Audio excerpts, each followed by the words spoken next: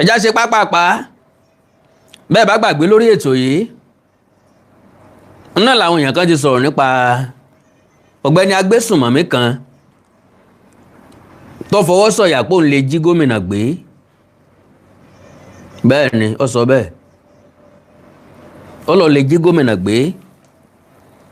ó sọ̀rọ̀ lédè haúsá is of no use tá a bá play ẹ̀ ìbá ní kí n play ẹ̀ ṣùgbọ́n túmọ̀ nǹkan tó sọ nínú ọ́díò yẹn gbogbo ẹ̀ ni màá mú wá word by word.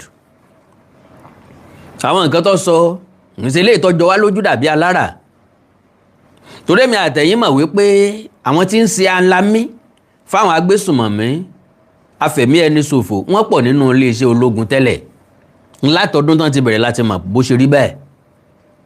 ìyẹn ló ń jẹ́ káwọn onísùnmọ̀mí ó máa dènà de àwọn sọ́jà tí wọ́n sì ń pa wọ́n lógún lọ́gbọ̀n.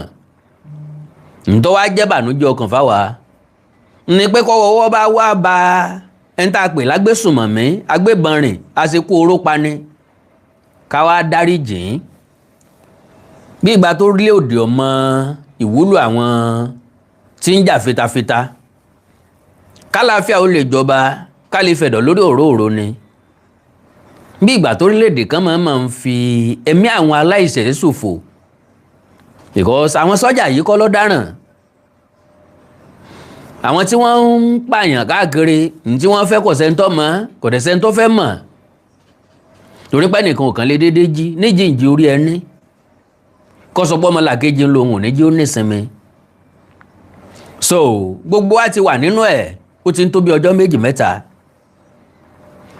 now ọ̀pọ̀ ọ̀gá ológun ni wọ́n ti gbé tí wọ́n ti gbẹ̀mí wọn a gbìyànjú láti fígọ̀ àwọn nǹkan kan house kí ló dé tó fi rí bẹ́ẹ̀ bó ni wọ́n ṣe rí ṣe bẹ́ẹ̀ eléyìí tó ṣẹlẹ̀ kẹ́yìn òun náà ni ti ọ̀gá ológun tí wọ́n gbé lọ́nà Katsina wọ́n gbóhùn àtìyàwó ẹ̀ níbi tí wọ́n ti ń lọ síbi ayẹyẹ ìgbéyàwó kan nínú ọ̀dọ̀ wọn náà lọ̀gá ológun ọ̀hún kú sí wọ́n gbókù ẹ̀ ránṣẹ́ sí gómìnà ìpínlẹ̀ Katsina wọn ò fìyàwó ẹ̀ lẹ̀ àwọn ológun tọpa ìyàwó ó kù dẹ̀dẹ̀ kí wọ́n débẹ̀ àwọn agbésùnmọ̀mí yìnbọn fún ìyàwó ọ̀gá sọ́jà ọ̀hún lóòótọ́ ńlá àwọn ológun rí rescue ṣùgbọ́n wọn ò láǹfààní láti mú kankan nú àwọn agbésùnmọ̀mí ìbalẹ̀ bẹ́ẹ̀ bá wá gbàgbé nígbà tí ròyìn yìí jáde ìbéèrè tèmi gangan kọ́kọ́ béèrè ni pé bó o làwọn sọ́jà ṣe mọ̀ wípé bẹ́ẹ̀ gangan làwọn ajínigbé wà ó túmọ̀ sí pé plan work ni ẹ wá bá wa nbí báyìí la wà nbí báyìí la gbókù sí lọ́jẹ́ kí wọ́n rókù ọ̀gá sọ́jà yẹn gbé because eléyìí tí wọ́n pa nínú igbó Odòyọ National Park olùkọ́ tí wọ́n dú lọ́rùn àárí eégún tí ń jájí kẹ̀ látọjọ́ náà kò sẹ́ńtọ́ sọ pé ó rìn nínú igbó yẹn òun wá bá òkú kan pàdé ńbẹ̀ ó túmọ̀ sí pé ẹni ẹlẹ́ni ti wọgbó àwọ̀rá ó ti rá sínú igbó yóò sì rà sínú igbó ẹni tó kú la tó ń sọ ohun àwọn ọmọ tá a rò pé wọ́n wà láàyè ńkọ́ kẹ́ni ṣẹlẹ̀ sí wọn lọ́wọ́ òní lọ́jọ́ 9 oṣù keje bó bá dọjọ́ 15 oṣù keje ni yóò póṣù méjì gérégé tí wọ́n ti jí àwọn ọmọ yẹn kó lóòótọ́ ara àwọn tó ti pẹ́ jù bẹ́ẹ̀ lọ tá a tó padà rí àwọn kan ò pé mọ́ àwọn tèkìtì wọ́n release wọn after 67 days ọmọ kan kú sọ́dọ̀ wọn after 78 days tó ti wà ń bẹ̀ tí wọn ò fún lóúnjẹ so gbogbo àwọn ilé wà ńlẹ̀ kó tó di pé ìròyìn ọ̀n jáde pé ọ̀gá àwọn agbésùnmọ̀mí kan mọ̀ jáde pé òun o gbogbo àwọn sọ́jà tí wọ́n rán pé kán wá kọlu òun ọmọ òun ni gbogbo wọn o òṣèlè tí wọ́n bí dánú wọn tí yóò ṣe nǹkan kan fóun torí pé wọ́n á ti máa sọ sílẹ̀ pé àwọn ń bọ̀ kó tó di pé wọ́n wà sọ́dọ̀ òun lóòótọ́ ọ̀rọ̀ yẹn gbà kíyèsí gidi but unfortunately àwọn tó yẹ kó sọ̀rọ̀ sí ọ̀sọ̀rọ̀ kankan pa rẹ̀. mo wá ní bí ó rí bẹ́ẹ̀ bí ó rí bẹ́ẹ̀ ó yẹ kó wà lákọọ́lẹ̀ pé nígbà kan lórílẹ̀‐èdè yìí o a rí agbébọn agbésùnmọ̀mí tó lágbára ju ìjọba àpapọ̀ lọ because àwọn èèyàn kan ti jáde béèrè pé ta ní í ṣèjọba gan-an ṣé Bọ́lá Tinubu ni àbáwọn agbésùnmọ̀mí because àṣẹ tí wọ́n múlẹ̀ ju ti ààrẹ orílẹ̀-èdè lọ àwọn ni wọ́n pàṣẹ lójú ẹsẹ̀ iye báyìí la fẹ́ gbà o ẹ máa rá bàbá ẹ máa bẹ̀bẹ̀ ẹ dákun bàbá ọkọ wa ẹ má bínú iye báyìí la rí jẹ iye báyìí la lè rí iye báyìí la ti rí níbo ni a máa kó bọ̀ wọ́n máa state nǹkan tí wọ́n fẹ́ gbà fún ẹni iye báyìí lówó iye báyìí lálùpùpù ọ̀kadà iye báyìí ní noodles iye báyìí lóògùn tẹ́ẹ̀rà wá àpò ìrẹsì wọ́n ń gbà alùpùpù ọ̀kadà wọ́n ń gbà káàṣì ni wọ́n ń gbà wọn àgbà transfer débi tẹ́ sọ pákàǹtì ẹnìkan wọ́n transfer ẹ̀ sí so gbogbo eléyìí ló jẹ́ kàyéfì fún èmi àtẹ̀yìn àrójútu ẹ̀ a gbìyànjú láti tú ó ń tú lójú ràn Mr. Túndé Òkòlì God bless you sir mi ní wáńtì ẹ̀yin náà ní wà ń tẹ́ ẹ̀nà tí lágbára Ọlọ́run God bless you sir ẹ má bínú so gbogbo àwọn nǹkan yìí ó ń ṣe wá ní kàyéfì ó ń ṣe wá ní àhínhà pé bó o nílùú ṣe rí báyìí ìwọ Ọlọ́run bó o la ṣe mọ bẹ́lẹ̀ lọ lóòótọ́ bí nǹkan bá rúni lójú àwọn ọ̀jọ̀gbọ́n ní bó bá rúni lójú ilẹ̀ làá bi léèrè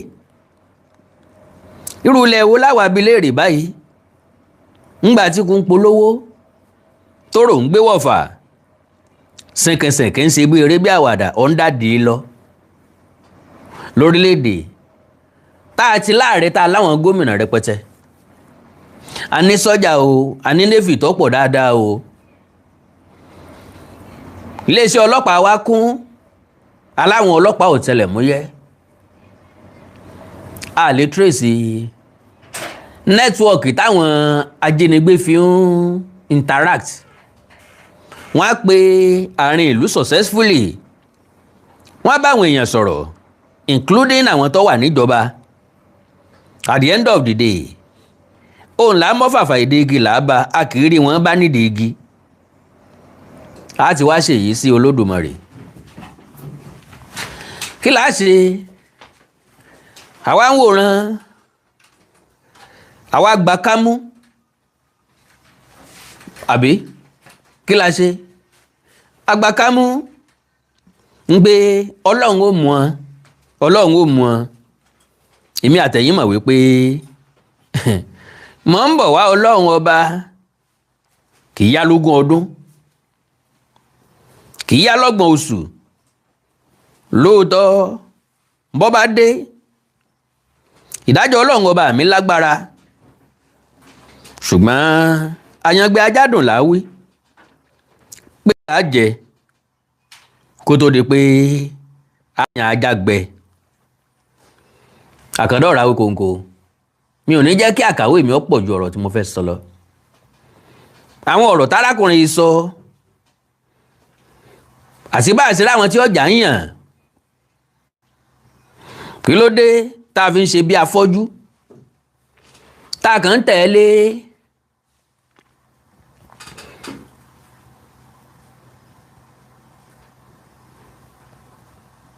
n táwọn olórí wa bá ṣe ọ̀dà kò dáa ọ̀tọ̀nà kò tọ̀nà we are just following them a lè sọ pé blindly tọ́ra alájú ṣùgbọ́n àwọn nǹkan kan ń bẹ àgbà pẹ̀lú ẹ̀rọ wọ́ọ́rọ́wọ́ àgbà ní tìpátìkúùkù àgbà bọ́lọ̀ wọn bá ṣe wí ni so now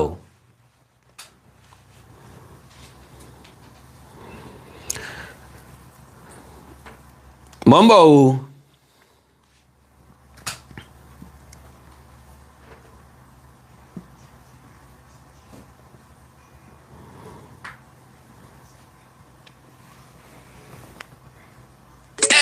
MDT, MDT, Freight and Logistics. Iṣẹ́ wọn dára o, lówó pọ́kú ni. Wọ́n jáfáfá o, wọ́n ṣe é gbọ́kànlé. MDT, wọ́n kárí ayé.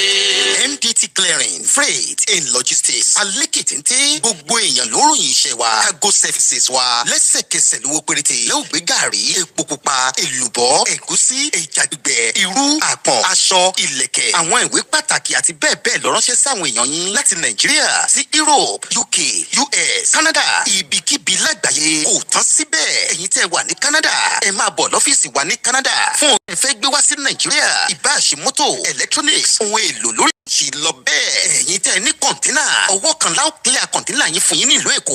Bó ṣe jẹ́ pé a tún lè bá yín gbẹ́rù yín dẹnu ọ̀nà yín níbikíbi lórílẹ̀‐èdè Nàìjíríà. Bẹ́ẹ̀ náà ló ṣe jẹ́ pé fún ẹ̀yin tẹ́ wà ní GTA area àtàwọn ìlú mìíràn ní Ontario, Canada, a tún lè wá gbé lọ́dọ̀ yín pẹ̀lú àsọyépọ̀. Olú-ilé-iṣẹ́ MDT ní Nàìjíríà wà ní number 5 The Best Crescent off Olutosin Ajayi Street, Ajao Estate, Oshodi, Sholon, Lagos. Ẹ bá wa sọ̀rọ̀ 0912-907-4004. Ẹ̀ka ilé-iṣẹ́ MDT, 2nd Avenue, 22 Road, G Close, B-Mark Plaza, Festac Tan, Lagos. Ẹ pè 0810-836-8507. Ilé-iṣẹ́ MDT ní Canada kalẹ̀ sí 68B, Commercial Road, Bolton, Abidjan Intersection, Ontario, L7E, 1K6. Please call +1437-655-4402. MDT Clearing, Freight in Logistics, Assure Delivery. Now, bẹ́ẹ̀ ṣe wọlé òun torí Ọlọ́run bá mi pín prógrámù yẹn. Gẹ́gẹ́ bárakùnrin yẹn ṣe sọ, ó ní all security forces sent to attack me and my boys. Mo ní ó ṣe rí ńgbà tẹ́ ń wá, tẹ́ pé nù torí, tẹ́ pé ló ń jàgídíjàgan, tẹ́ pé láfẹ̀míṣòfò, tọ́wá lérè mọ́dé lẹ́ ń ṣe o. Gbogbo àwọn tẹ́ ń rán sí mi pé kán máa wá mi káàkiri àbí kán gbẹ̀mí mi àbí kán mú mi láàyè. Ọmọ kékeré léńjé ni mi, àwọn ọmọ tí mò ń ránṣẹ́ káàkiri ni. Kò dẹ̀ sí nǹkan tí wọ́n lè ṣe fún mi torí gbogbo ìgbà tẹ́ bá rán wọn, wọn á máa sọ fún mi síwájú. Wọ́n ti sọ fún mi lẹ́pa wọn ń bọ̀. Kẹ́ bá máa wo bí mo ṣe wà yìí o, mo lè jí odidi gómìnà gbé o. Kò tásìkò ni o. Mo lè já àwọn èèyàn mi gbé kẹ́ fílẹ̀. Ẹ fi wọ́n lẹ̀. Késekése lẹ̀ ń rí. Kàsàkàsà ń bọ̀ lẹ́yìn bàbá késekése. Ẹ já rìn nínú ọ̀rọ̀. Ọ̀rọ̀ ń pọ̀ díẹ̀. Ṣùgbọ́n àmúlẹ́sẹẹsẹ lágbára Ọlọ́run. Ìtẹ́rọ̀ kingpin Kashala Mohammed gangan lórúkọ rẹ̀, Kashala Maha, has claimed that some security operatives deployed against him secretly work for him and leak operational intelligence. Àwa náà mọ̀ pé bí náà bá láwo kò lè mókè odògùn. Mo sọ fún yín páwọn tó wà nínú gbó ahoro ìṣẹ̀lẹ̀. Àwọn èèyàn kan ní sọ fún ọ sáìdì ibi la wà o, ẹ kú òǹtòsí ibẹ̀ o, tàbí sáìdì ibi la dorí kọ o, ẹ kú òǹtòsí ibẹ̀ o. Wọ́n ìsọmọ ẹ̀yìn o. Ọ̀gá nínú iléeṣẹ́ ológun ni wọ́n.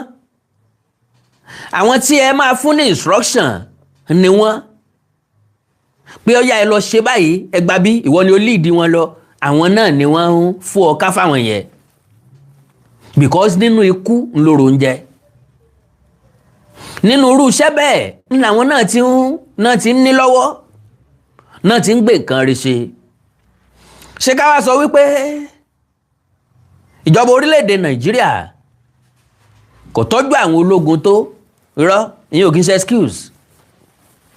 Because gbogbo ìlérí ẹnikẹ́ni tó bá wà nínú iṣẹ́ ológun ó ní pé mo wá dáàbò bo ilẹ̀ mi, mo wá dáàbò bo ẹ̀mí àti dúkìá àwọn èèyàn. Kò yẹ kó wó involve. Lóòótọ́ àwọn tí wọ́n jẹ́ bẹ́ẹ̀ nílùú òkèèrè owó gẹ́gẹ́rẹ́ wọ́n ń gbà, wọ́n ń tọ́jú wọn dáadáa. Kò sí tó burú bí Nàìjíríà náà bá tọ́jú wọn dáadáa. Ṣùgbọ́n wà burú ìwà jẹbánu tó kún ọwọ́ gbogbo wa ni ó jẹ́ kílẹ̀ yóò tò.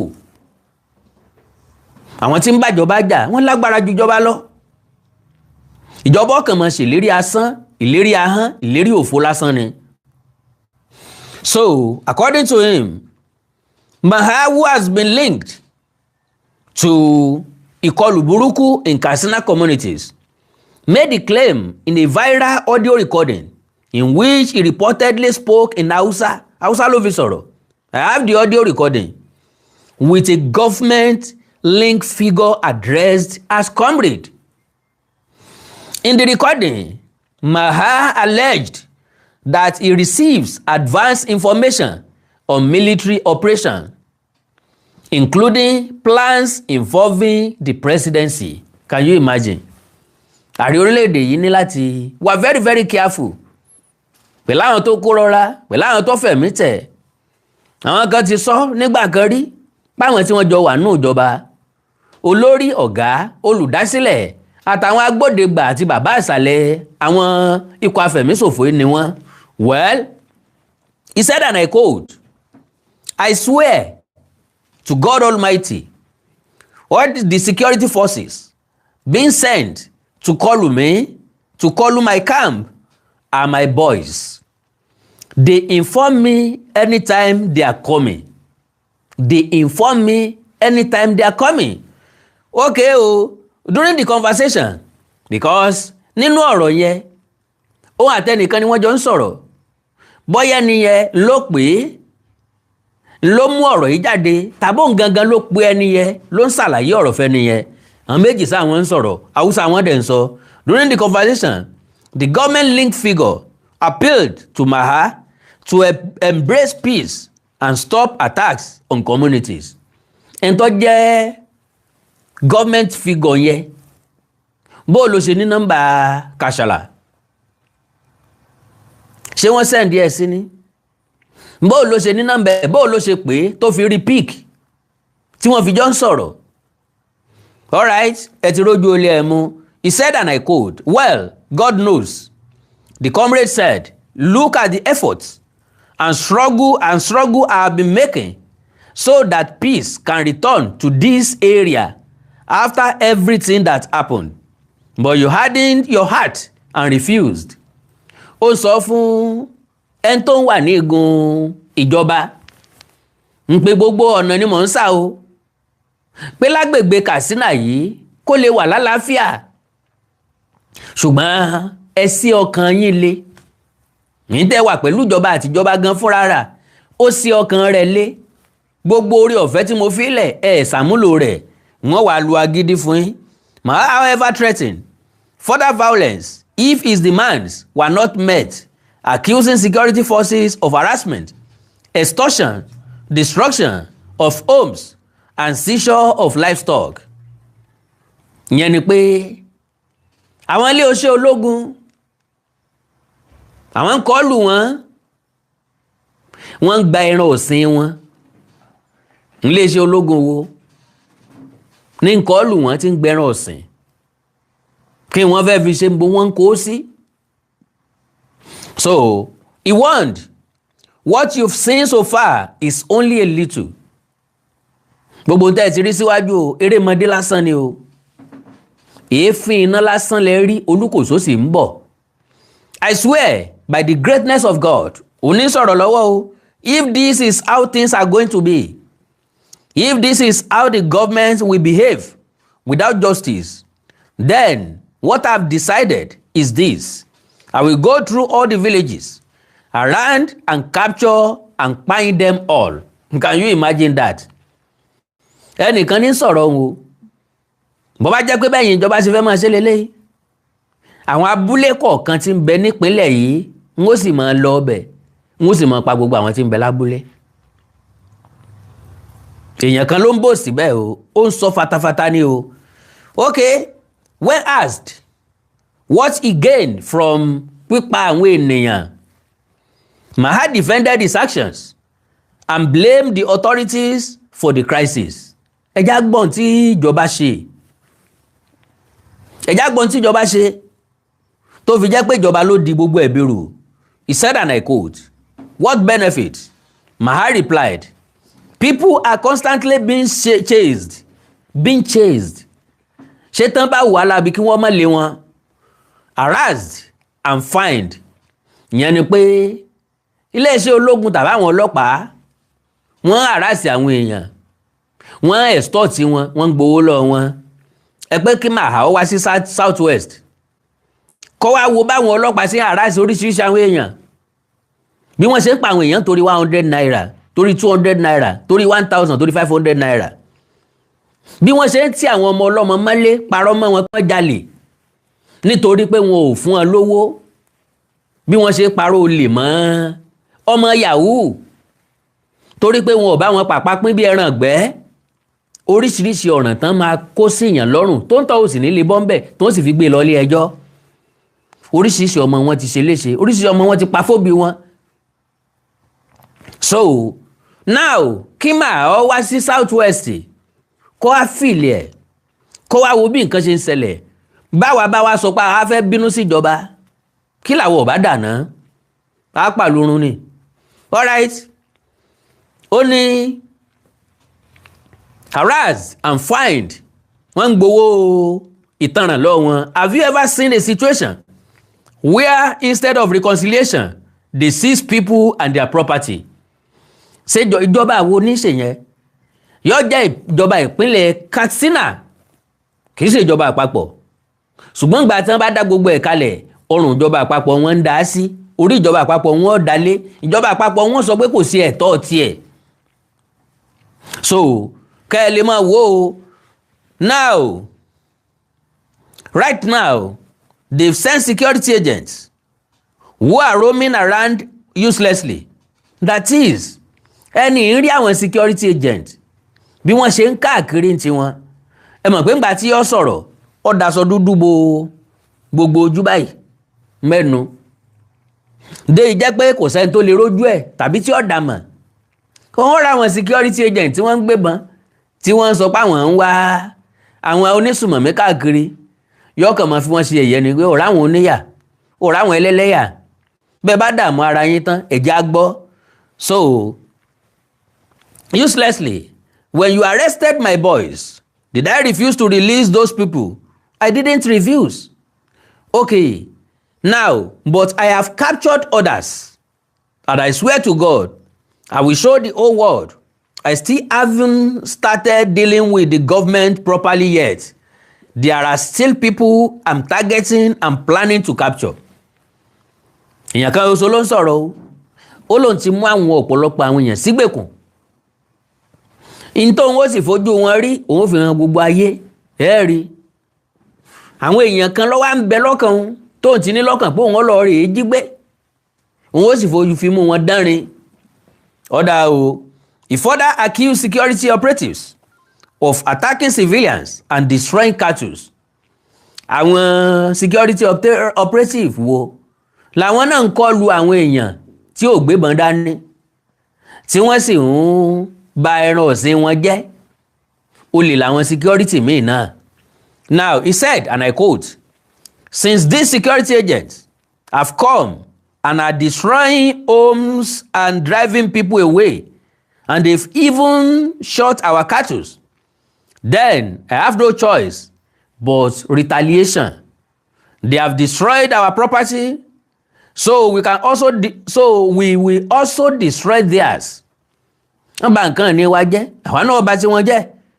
Ìbéèrè mi wá lélẹ́yìí bọ́n bá fẹ́ bà nǹkan ní wọn jẹ́ ṣé tàwọn security ni wọ́n ń bà á jẹ́ àbí tàwọn èèyàn ẹlẹ́ran ara bíi tiwọn àwọn aláìní bíi tiwọn àwọn mẹ̀kúnnù bíi tiwọn. Bẹ́ẹ̀yàn bá lóun ọba property ìjọba jẹ́ ọmọ bíi tí iléeṣẹ́ ìjọba wà ó lọ́yẹ kẹ́ ẹ kọ lù kìí sàwọn ẹni ẹlẹ́ni kìí ṣe ń tó kọ́ yàrá méjì ẹ̀ ń tó kọ́ yàrá mẹ́ta ẹ̀ ń tó kọ́ yàrá kan tó jẹ́ pé wọ́n kàn fẹ́ lẹ́dà wọn síbẹ̀ lásán. Ibẹ̀ ń kọ́lẹ̀ tó máa wọ̀ kọ́lẹ̀ mọ̀ dáná sunlé kọ́lẹ̀ mọ̀ gbẹ̀mí wọn. Bẹ́ẹ̀ bá ti rí máàsì ìjọba ẹ̀ wò tẹ́ bá ti rí iléeṣẹ́ ìjọba ẹ̀ dá lulẹ̀ ṣùgbọ́n àwọn ẹni ẹlẹ́ni tẹ́ tó ń kọ́ lù yẹn ti ń jẹ́. Now only they have destroyed our property, so we will also destroy theirs. Why should they come and harass people, loot them, and security agents loot them and burn our houses? Everybody knows what happened wasn't fair. ok n tẹ́mi rò níbẹ̀ ni pé bíjọba bá ti rí pé ìhà yín ń làwọn bá ń dínkùra wọn sí wọn ò ní fi bẹ́ẹ̀ lẹ̀ wọ́n máa lẹ́vù ẹ̀ ní gbogbo létí bẹ́ẹ̀ wọ́n máa bìlulẹ̀ wọ́n máa wó and that is normal thing lójú òye tèmi o ìjọba ò lè pé ibi náà ń kóra wọn sí kíjọba wá fílẹ̀ kan wá lọ wọn ò tún padà wá bẹ́ẹ̀. So the comrade again challenged the justification for the pípáyín. He said, and I quote, those people you are pa àwọn èèyàn tẹ́ ń pa what offence did they commit? That is my question too. Sọ́jà ní ń kọjú ìjà sí àwọn tí ò lágbára lẹ́yìn ń kọjú ìjà sí ìjọba kọ́lẹ̀ ń bá jà àwọn ẹni ẹlẹ́yìn lẹ́ ń dẹ̀mí wọn légbodò tọrọ ọmọ Tinubu ò sí ń bẹ̀ ọmọ gómìnà ìpínlẹ̀ Katsina ò sí ń bẹ̀ ọmọ sẹ́nítọ̀ kankan ò sí ń bẹ̀ so ìjọba kọ́lẹ̀ ń bá jà àwọn ẹni ẹlẹ́yìn náà lẹ́ ń bá jà ara yín náà lẹ́ ń gún lọ́bẹ. So Maha answered by accusing residents of collaborating with security operatives. Ẹ dákun kí làwọn resident yóò sọ pẹ̀lú ìjọba tí wọn ò fi ní support ìjọba wọn nítorí pé wọ́n fọwọ́sowọ́pọ̀ pẹ̀lú ìjọba. Everybody níjọba ti ń sọ everywhere níjọba ti ń sọ wípé ẹ má gbàbọ̀dè fúnra yín nínú ìlú bẹ́ẹ̀ bá rí bẹ́ẹ̀ bá gbọ́ ẹ tètè wí fún ìjọba àwọn aráàlú ò jẹ̀bi ìjọba náà ló lè gbà wọ́n kalẹ̀. All right. Only their offense, they were the ones who called and reported us. Ṣé wọ́n máa wò ìran ni kí wọ́n máa pàtẹ́wọ́ fún yín pé n tẹ́ ẹ ṣe lọ́dà àbí bẹ́ẹ̀ kọ́. He claimed they pointed out where the women were hiding. They are the reason the women were paying.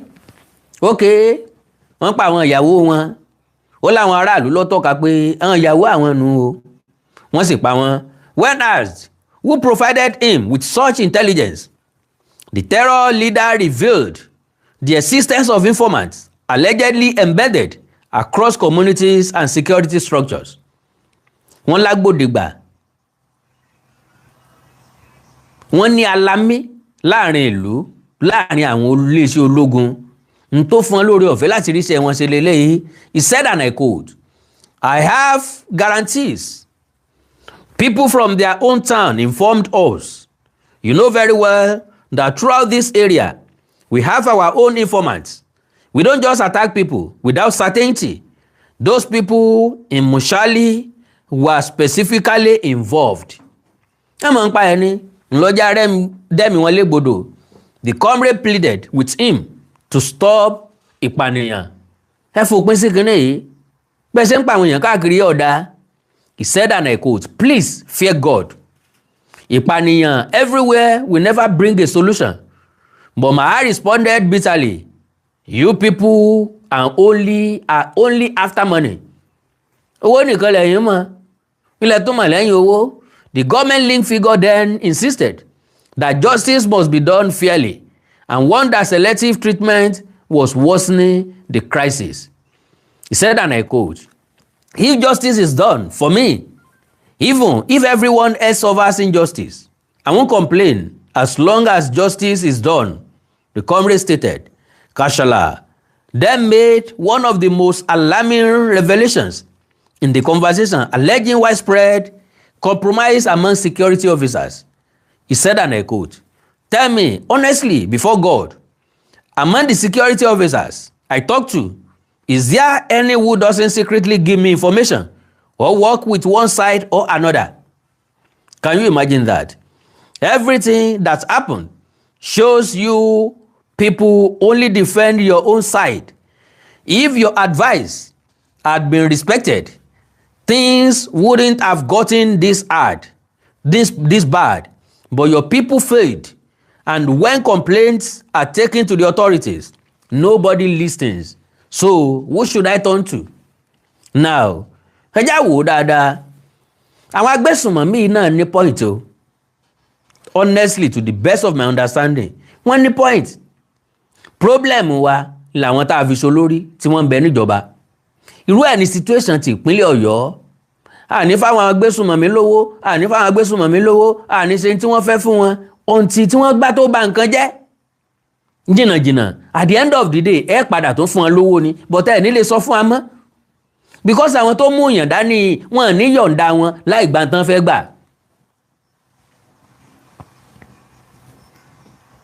ok kí wàá lọ́ máa jẹ́ àǹfààní wọn gbà tán bá ti mú yàn fódìdí oṣù méjì tán wá yọ̀ǹda ẹ̀ lọ́fẹ̀ẹ́ ta ló lùsì ṣé wọ́n dẹ̀ máa fẹ́ lùsì bẹ́ẹ̀ Ọlọ́run ràn gbogbo wa lọ́wọ́.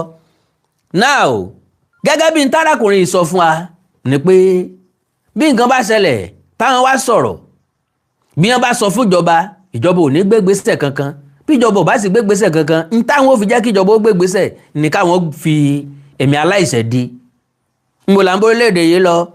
alright so the comrade argued that authorities stopped listening because the terrorist group repeatedly rejected peace initiatives. pé n tí ó jẹ́ kí ìjọba sọ̀rọ̀ nù but lo and behold ǹjẹ́ ọjọ́ mọ reason tíjọba àpapọ̀ táwọn náà fi negotiate pẹ̀lú wọn mọ́ ò ní pé káàmpù tí ń bẹ ní ìpínlẹ̀ kọ̀ọ̀kan ó lé 100 ó tọ̀rọ̀ lọ́gbọ́n o káàmpù tí ń bẹ ní ìpínlẹ̀ kọ̀ọ̀kan ó lé 100 so tó bá wá bá káàmpù eléyìí sọ̀rọ̀ tó bá wọn negotiate káàmpù kejì lè sọ pé kọ̀ọ̀kan àwọn o pé kì í sì ṣe tọ̀dọ̀ àwọn o bí ìgbà tí wọ́n fẹ́ gbowó oríta bí wo ròdù ṣe rí òun nìbàdàn ẹ mọ̀ pé páàkì kan wà tábà ń ti ilé Ifẹ̀ bọ̀ lọ́wọ́ ọ̀tún àwọn mọ́tò ti ń lo Èkó nkankan ńlọ́wà ń bẹ̀ lọ́wọ́ àlàáfíà àwọn mọ́tò ti ń lọ Ọ̀fẹ́ ti ń lọ Iléṣà ti ń lọ Àkúrẹ́ ti ń lọ Èkìtì ti ń lọ Oǹdó ńlọ́wà ń bẹ̀ bẹ́ẹ̀ bá gòkè bíríìjì àwọn kan ń kérò ń bẹ̀ bẹ́ẹ̀ bá kọjá bíríìjì sí kẹ́ tó kọjá bíríìjì lọ́nà Ọ̀jọ́ àwọn kan ń kérò ń bẹ̀ lódì kejì bíríìjì àwọn kan ń kérò ń bẹ̀ lódì kejì bíríìjì lọ́nà Èkó àwọn kan ń kérò ń bẹ̀ ó wá fẹ́ jáwé láàárọ̀ ọ̀fẹ́ gbèrò níyànà Ìwó ń bí ọjàwé ń bẹ̀ ó gbèrò bó bá ti gbèrò ń bẹ̀ ní bus stop ń bẹ̀ o má dùn ní bus stop eléyìí tó wà ní under bridge ó tún sanwó mi o àwọn yìí ó tún jáwé fún ọ o so gẹ́gẹ́ bẹ́ẹ̀ ló ṣe rí ok àwọn ti bí ń ló jiyàn kó ẹ wá negotiate pẹ̀lú wọn fi ilẹ̀ ó lè já wọn kọ́ ni wọ́n tún sọ operation míì àwọn míì ni ó tún padà já àwọn èèyàn míì gbé torí pé wọ́n ti wá pọ̀ ju ní ìjọba òfin àmọ́ ta la fẹ́ bá sọ̀rọ̀ gan mọ́ wọ́n kọ̀ wọn ò parapọ̀ ó túmọ̀ sí pé business ní kálukú fi ń ṣe ọ̀rọ̀ pọ̀ tá à ń máa sọ. okay now because you refused every attempt at peace we discussed with you how things should be handled but you rejected it all. If you had cooperated, all this violence would have stopped. Now, okay, Mbo, do you know why our complaints are ignored? Okay, Yeni comrade argue that authorities stopped listening because the terrorist group repeatedly rejected peace initiative. Gbogbo ìgbà tí ìjọba bá náwó àlàáfíà páwọn fẹ́ bá yín dúnàádúrà kẹ́ ẹ sinmi gbogbo wàhálà yìí lóòótọ́ ìjọba náà ló mú wá àwọn ìjọba ìpínlẹ̀ Kaduna nkankan ló mú wàhálà wá ó wá béèrè pé ǹjọ́ ọmọ ìdí tá a fi gba gbogbo àwọn ọ̀rọ̀ yín gbọ́ ó ní because you refuse every attempt at peace we discussed with you how things should be handled but you rejected it all. If you had cooperated, all this violence would have stopped. Ǹjẹ́ àwọn náà ṣe nǹkan tíjọba sọ kí wọ́n para wọn pọ̀ sọ́nà kan kíjọba ṣètù wọn lẹ́ẹ̀kan náà kégbe oregbe kí kálukú múṣẹ́ méṣe kí wọ́n yàgò ẹ má bínú kí wọ́n yàgò fún jàǹdùkú wá ní. Maha, however, returned to complaints over seized cattle and the arrest of one of his associates identified as Aminu. Wọ́n arrest ìkan náà àwọn alátẹ̀lé ẹ̀. He said, and I quote, "Tell me for God's sake, why were Aminu and my livestock seized? On what grounds?" Ṣé ẹ ti rí ilé ayé báyìí? Ìjọba ló gba màálù. Ìjọba ló arrest Aminu. Àwọn aráàlú wọn ń dojúkọ. Aráàlú wọn ń jí gbé. Aráàlú wọn ń gbowó lọ́wọ́ ẹ̀. Aráàlú wọn ń ṣekú pa. He said, and I quote, "I asked repeatedly, but nobody will answer me.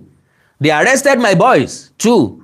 I swear by God, if Aminu is not released, then only God knows what will happen.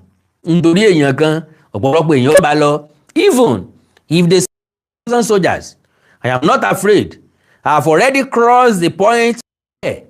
Let them come if they want. The comrade again him that God will judge his actions. Don't you think God is displeased with what you are doing? God is not happy with these actions. Àánà ló ń sọ̀rọ̀. But okay, comrade yẹn ló sọ̀rọ̀. But Maha dismissed the warning. He said, and I quote, God is displeased. Who created me? God. And the people I fight, who created them? God. Everything is in God's hands. I was wrong. If I'm the one in the wrong, may God punish me.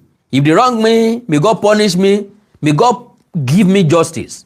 He then threatened to carry out widespread attacks during the farming season if his demands were not met. Bí àsìkò òjò láwà yìí o, èmi ò ní fẹ́ nìkankan láǹfààní láti lọ sóko láti dáko débi pé wọ́n sọ̀gbìn débi pé wọ́n kórè oko wọn délé. Àyàfi tán bá tó ṣe nǹkan tí mo fẹ́.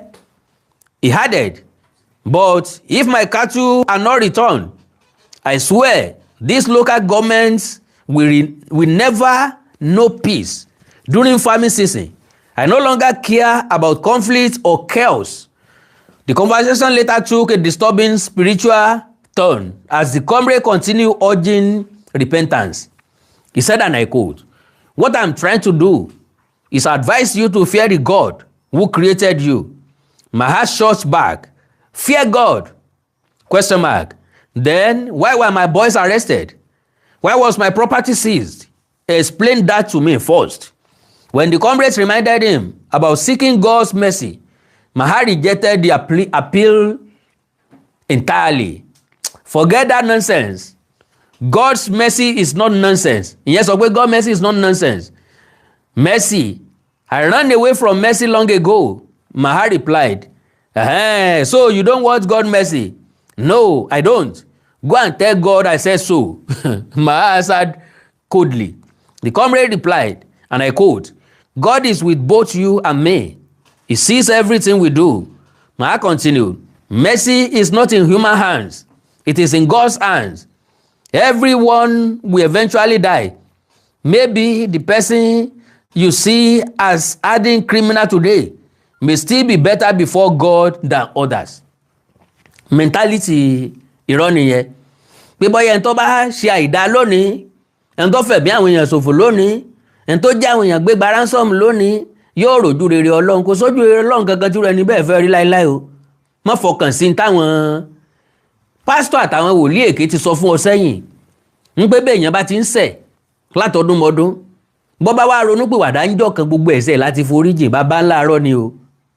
Kò sí tí ń jẹ́ foríjìn ẹ̀ṣẹ̀ fúnru bẹ́ẹ̀. I mean, ó ti pọ̀ ọmọ ọlọ́mọ lẹ́kúnjayé sẹ́yìn.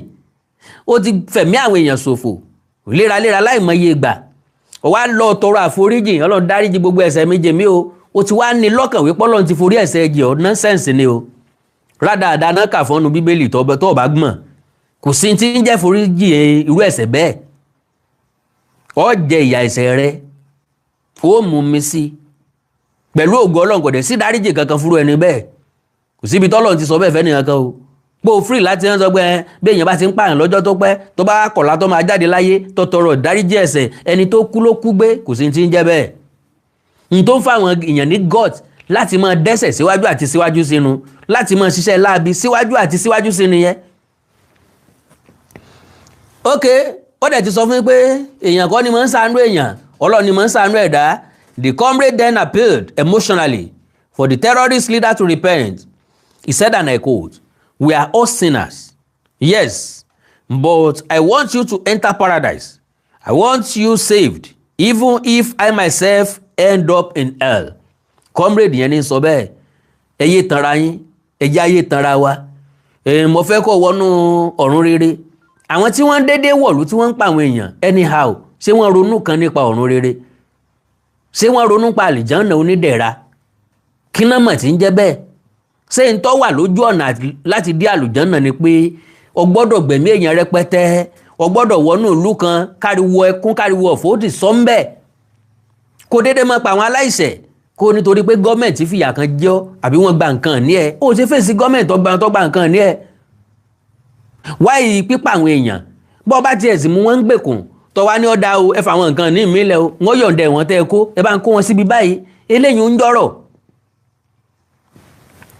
So now may I something briefly replying no I don't say that may both of us receive God's mercy bó bá fẹ́ receive God's mercy release àwọn tó kó yìí jẹ́ káwọn gangan ráàánú tiẹ̀ gbà then ìwọ náà máa ráàánú Ọlọ́run gbà. The government link figure continued pleading with him to stop ìpànìyàn. He said, and I quote, I swear, if you report today and stop this ìpànìyàn so people can live peacefully, then whatever judgment God gives me, I will accept it gladly.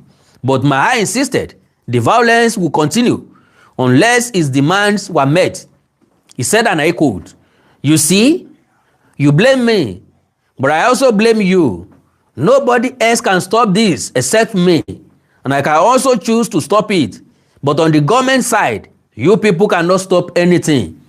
Now, n tó ń gbìyànjú àti sọ fún wa nípò ń fúnra lára wọn ló lè mú ìpànìyàn ìjínigbé yìí wá sópin fúnra wọn kì í ṣe gbogbo agídí àsáré ká ìhàlẹ̀ táwọn ìjọba ń ṣe káàkiri wọn sẹ́ẹ̀rí pa àti wọ́ àwọ̀rọ̀ ẹ̀ bí ẹkún àpọ̀kọ jẹ́ iléeṣẹ́ ológun fúnra wọn wọ́n ń salami fájínigbé wọ́n ń salami fápàyàn àwọn aráàlú fúnra wọn wọ́n ń salami fápàyàn àti ẹ̀mọ́ tàwọn aráàlú pé àwọn ò ní choice because wọn ò lè gbélé wọn kó ń bẹ̀ kó o sọ fún atán bá ti wá o bí wọn ò bá sọ fún àwọn nọ́mbà wá padà fàbọ̀ bá lórí. Now but the government side you people cannot stop anything if they truly want this conflict resolved then my complaint is simple. Release my boys and my property. Eléyìí náà ò yẹ kó nira fún ìjọba láti ṣe. Ẹ fa àwọn èèyàn rẹ̀ lẹ́mẹ́lòó ni wọ́n tó 10 wọn tó 100. Ẹ fa àwọn màálù rẹ̀ sílẹ̀ bí ebi màálù bá ń pa wọ́n ń ta màálù ń bomi ẹ lọ ra ń bomi now. Now, the comrade proposed negotiations only after attack ceased. Bẹ́ẹ̀ bá fẹ́ ká sọ̀rọ̀ nítòbí nùbí káwọ́ náà àbáyọ sí gbogbo rògbòdìyàn yìí ẹ kọ́kọ́ sinmi ìfẹ̀mí èèyàn ṣòfò náà. Stop the killings first, then discussions and negotiations can happen properly. Maha, however, accused security agencies of escalating the crisis despite previous discussions. He said, and I quote, but shortly after your agents arrested them, another attack happened. Before even 9 days had passed, the comrade explained that recent military operations were triggered by the death of former General Rabi Abubakar, held captive by Maha's group. Ó túmọ̀ sí pé àwọn group ẹ̀ náà ló mú wọn. Lóòótọ́ wọ́n lè mọ́ ní lọ́kàn láti pẹ́ níyẹn ṣùgbọ́n níyẹn kú mọ́ wọn lọ́wọ́ látàrí ìjìyà tó rí ní kàǹpù wọn. Sọ wá ní ìdí nìyẹn táwọn security agent tán tó fi kọlù wọn. He said, and I quote, the reason for all these operations is because of the old man who pine in your custody after we asked you to hand him over and you refused. Ó túmọ̀ sí pé wọ́n dá wọn mọ̀ àwọn security agents gan dá wọn mọ̀ ẹnìkan ti sọ́rí wípé ìjọba mọ gbogbo àwọn onísùnmọ̀mí ó dẹ̀ morúkọ wọn ńgbà tán ti jí wọn gbé ni wọ́n ti pè ọ̀rọ̀ yẹn dàbí ọ̀rọ̀ ẹni tó jẹ́ bàbá ìsàlẹ̀ fáwọn olè ó ń fìmọ̀ rẹ́ǹtì fún wọn ń bá wọn gbàbọ́n sọ́dọ̀ ń bá wọn gbowó sọ́dọ̀ ń bá wọn ṣèfò owó sí báǹkì ń bá wọn gbowó láti báǹkì ń yá wọn láṣọ ó ti wá ní group by group àwọn eléyìí fóònù làwọn ń já gbà àwọn eléyìí owó làwọn ń gbà àwọn eléyìí mọ́tò làwọn ń gbà àwọn eléyìí àwọn ń lọ fọ́lé ni ó ti ní gbogbo wọn group by group pé bá wá lẹ́ẹ̀sọ nǹkan nù ládùúgbò bẹ́ẹ̀ kí lẹ́ẹ̀sọ nù náà fóònù wọ́n yọ lápò yín àbí ókè ẹ má wọ́rì mo ti mọ àwọn tó máa iṣẹ́ yẹn yóò pè wọ́n ẹ̀ lóòkúnlé ìṣẹ́ tó lọ sí lálẹ́ àná ní kinní fóònù mo wọlé gbà ń bẹ̀ fóònù kan báyìí mà ní iPhone ní lóòótọ́ but ayé iPhone yẹn ti bàjẹ́ gan ok mo wá o máa yẹn ń para ni o ṣe lọ́dàbí ẹni pé fóònù ńlá kan lè gbà lọ́wọ́ ẹ o mo ti sọ pé kó padà lọ́la ṣé ẹ̀ tí ì ta àti ìta o òkè ẹ̀ mú wá gẹ́gẹ́ bẹ́ẹ̀ náà lọ̀rọ̀ àwọn onísùmọ̀mí àtàjínigbé yìí àwọn sọ́jà mọ̀ wọ́n by names yes so wọ́n mọ̀ páwọn ló ń sọ operation yẹn ìgbà tán ti mú Rabi Abubakar náà ti pè é pé ẹ fẹ́ ní ilẹ̀ wọn ò fi ilẹ̀ àlefilẹ̀ ẹ sọ pé kàn fi màálù wálẹ̀ torí màálù wọ́n pa odidi ọ̀gá àgbà nínú iṣẹ́ ológun. Alright, Maha defended himself by citing previous prisoner releases as proof that he was not entirely opposed to peace. He said, and I quote, "And you still feel justified talking like this? At least I once released captives voluntarily. That alone should prove I am not completely against peace." Mo sá ti fàwọn èèyàn lẹ̀ láyọ̀ àtàláfíà rí tí n ò tiẹ̀ gbowó. Bó túmọ̀ sí pé mo fàyè lẹ̀ fún àjọsọyépọ̀. If I hadn't wanted peace, I swear I would never have released them. Ẹnìkan ṣoṣo lẹ́nu rẹ̀ tó ń dùn báyìí ní tó ń sọ with boldness pé òun kó àwọn èèyàn òun fi wọ́n lẹ̀ láì kí sọ Ọlọ́run ò sí ìsì ẹ̀mí wa kó tó release ẹ̀ bí ọba sí ìsì ẹ̀ yóò sí ìsì ẹ̀ tán kọ́lọ́run ò fi kó máa sí ìsì ẹ̀mí wa kó fi threaten wa ẹnìkan ṣoṣo ó wá ń fi kó máa jí àwọn èèyàn bíi tiẹ̀ kó ó fi ń threaten odidi orílẹ̀-èdè orí bákan o. The comrade acknowledged the releases but urged him not to justify ìpànìyàn. He said, and I quote, "Thank you for that. Don't swear unnecessarily." Má búra lórí èké o. What I'm asking is not for you to forget Aminu or your cattle. I am simply reminding you that the same God who created you also created Aminu, Nasiru, and the animals you are talking about. Fear that God. Maha reiterated his conditions for peace. He said, and I quote, "My issue is straightforward. If Aminu and my property are returned, and if there is no more betrayal, then I can continue embracing peace." To the best of my own understanding, mo rò pé léyìí náà ò yẹ kó nira jù fúnjọba láti gbà láfíà láàyè kí wọ́n má fi ẹ̀mí àwọn èèyàn lù sínú ewu mọ́. Ọlọ́run ràn ìjọba lọ́wọ́ o. The comrade then denied allegations that the Katsina state government was responsible for the arrest or seizure of cattle. Ta ló wá gba àwọn ẹran ọ̀sìn ẹ̀? Ta ló arrest àwọn èèyàn rẹ̀? He said, and I quote, "I swear to God, I swear to you by God, the Katsina state government had absolutely no role in the arrest of Aminu or the seizure of the cattle. I swear before God that the Katsina state government was not behind it." Can you imagine? Ẹnìkan ṣoṣo ńlá mú bí gbákejì Olódùmarè tá a wá ń bọ bí Olódùmarè tá a ń bọ bí òòṣà báyìí àwa ń fọlọ́run búra fún un tíjọba ìpínlẹ̀ Katsina ọmọ nǹkan kan parẹ́ o torí pé wọ́n arrest Aminu wọ́n gba ẹran ọ̀sìn rẹ̀ ìlú òsinmi. Alright, but Maha insisted that authorities were secretly encouraging attacks. Ọ̀nà wo ni àwọn authorities fi encourage ìkọlù?